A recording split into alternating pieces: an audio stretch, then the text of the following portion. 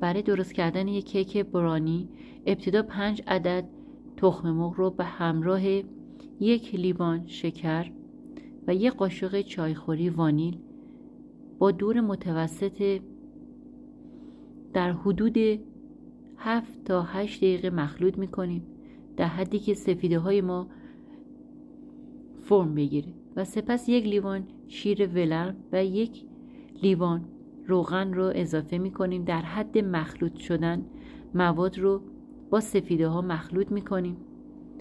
در حدود 3 پیمانه آرد رو همراه با نصف پیمانه پودر کاکائو 3 بار الک میکنیم و همراه 1 قاشق چایخوری بیکینگ پودر و بعد از 3 بار الک کردن در 3 مرحله مواد رو به سفیده های تخم مرغ و زرده ها اضافه میکنیم و سپس تکه های شکلات رو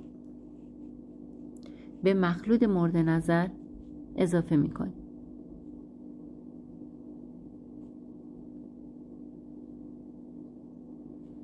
و خیلی آرام و دورانی مواد رو هم میزنیم که حالت پفی مانند سفیده نخوابه.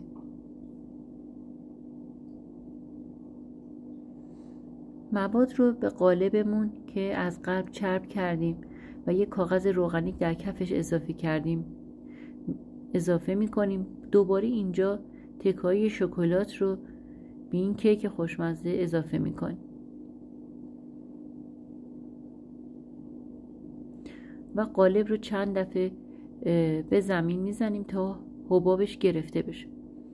درون قابلمه‌ای که قبلا شعله پخش کن گذاشتیم و در حدود 5 دقیقه قبل گرم شده قالبمون رو اضافه میکنیم و بعد از حدود 1 ساعت تا 1 ساعت و نیم کیک ما آماده است.